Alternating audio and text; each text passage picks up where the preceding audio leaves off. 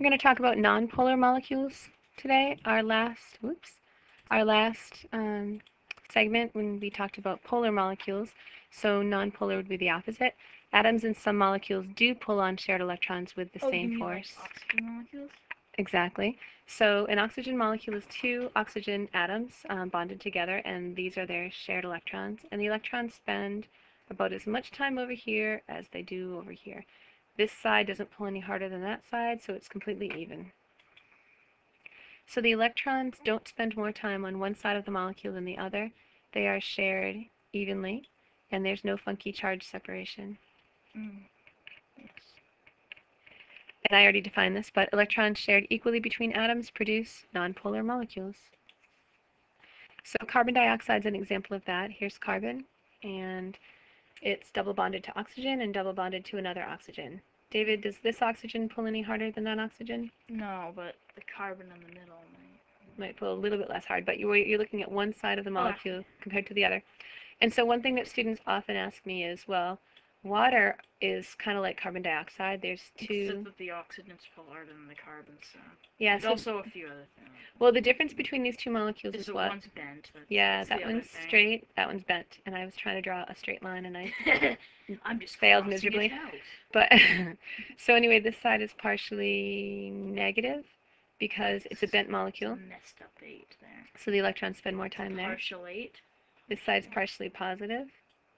Whereas this is not a bent molecule, it's straight, so that side pulls the electrons as hard as that side.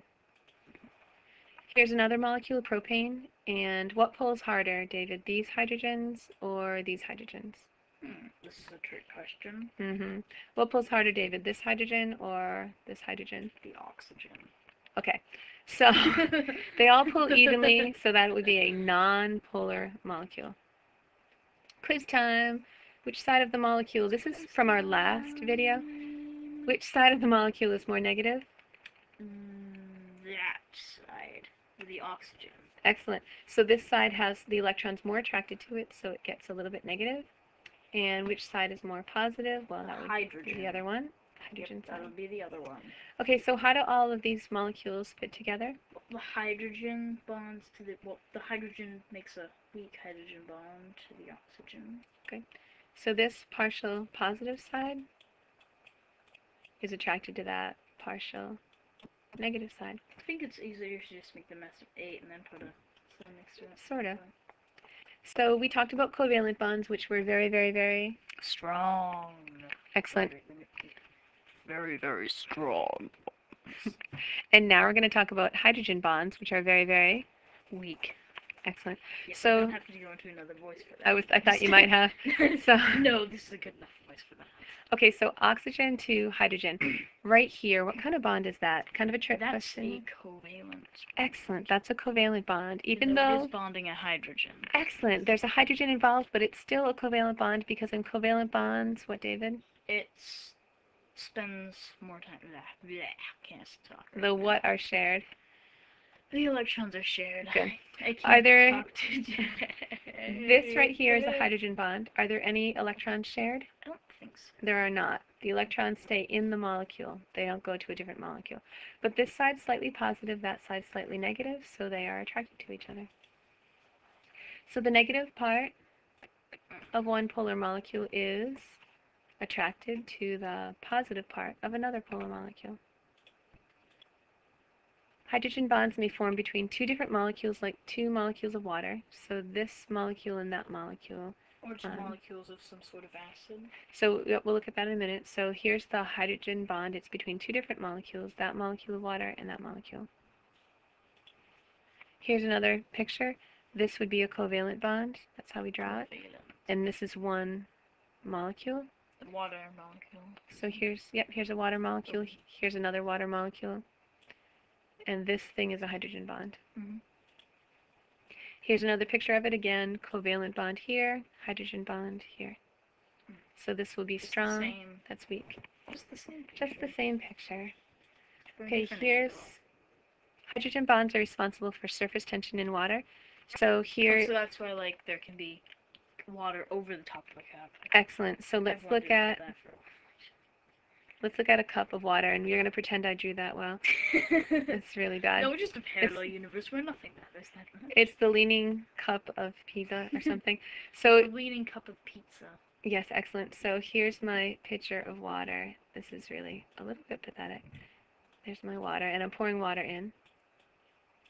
Anyway, I'm gonna put water just a little bit too much water, and what happens is, if you've ever seen it, it did okay there.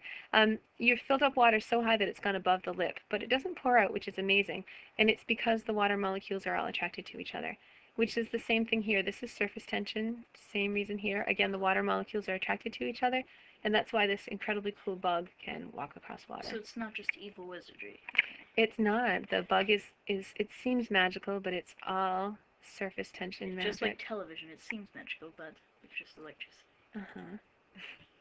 Here are a couple of molecules that aren't water. This is a type of alcohol. And if you look at this, I mentioned that earlier. You did?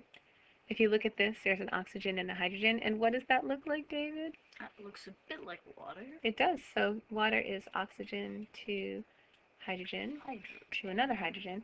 Here you've got just this section of it right here. Actually, do you have any idea what the black molecule is? Carbon. Oh, okay. It has to be. You know why? Oh, right. I wasn't looking at it yet. Okay, I get it. 1, 2, Sorry, I wasn't. 3, 4. I wasn't looking at the bonds. I didn't. So carbon has 4 know bonds. What to think right now. If you're in the periodic chart, silicon does too, but is that the right one? Yeah. But it's not.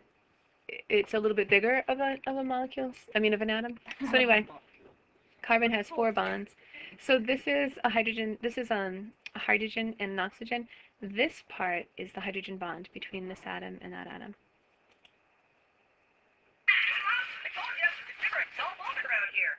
I thought I deleted that out. No, that's good. Okay. So I have just one more thing to show you. Hydrogen bonds can also form between different parts of the same molecule. So here's a picture of this. These are all atoms in one molecule. This is a really, really big molecule. Let's say it's... Is it part of like a cell or something? Yeah, well, it could be. Large molecules usually are. So this could be a protein, for example. And the shape of a protein is super important. So hemoglobin is a protein that carries... Hemoglobin. It's in your red blood cells. Hemoglobin. Just give me 1 second. It carries energy. No. Not energy. That's something you need to do cellular respiration. It carries oxygen. It does. It carries oxygen. So you're sighing at me. Yeah. It's taking so long. No, because I'm breathing oxygen. It was a hint. Well, then never mind. I just need to... So this, let's say it's not, it doesn't look like hemoglobin, but anything like hemoglobin, if it has the wrong shape, it's not going to work. So let's say this is a protein. It's kind of like this. It doesn't look like hemoglobin. So anyway, here's a big molecule, and the reason that it's folded the way it's folded is because there's a hydrogen bond between here and here, and between here and here. What stops the oxygen from bonding with the hydrogen on the same level as it? Like the two These two? Like the bottom oxygen and the bottom hydrogen. Are they just too far or something? These two? Yeah. Well, this already has its energy levels filled because you can see it's already bonded to this one. And this I know, one... why doesn't it make a hydrogen bond to that? Oh, they won't come into contact that close to each other. Oh, okay. Yeah, they could, but there's not very much space here to make a bend, whereas there's enough atoms in between here and here for it to bend. Yeah, that's a good question. Hydrogen bonds are very weak, and that's important for something like DNA. So here's DNA, and this is one side of the DNA, and here's the other. So here's the thing. If you're ever replicating DNA, you want to be able to unzip it. So then you can just copy another side down. Yeah, so covalent bonds hold the outsides here, the whole backbone, and they hold these thingies to it, which I'll show you the names later. But right in here, these are hydrogen bonds. Right in here are hydrogen bonds. They're very weak. And right over there. I don't know why it's not letting me do this. So as this gets copied, as the DNA is copying itself, it's going to keep moving this way, and it's going to break those bonds and continue to copy. So there are some cases where you want where the body really needs a very weak bond, and that's where hydrogen bonds come in. Okay. Cool, huh? Cool. Orange needs to say something now. You think so? I do. Oh, you want a weak bond when you unzip DNA, just as one example. I didn't know we could do that. I know, isn't it cool? It is. It is very cool. Thank you, Dan.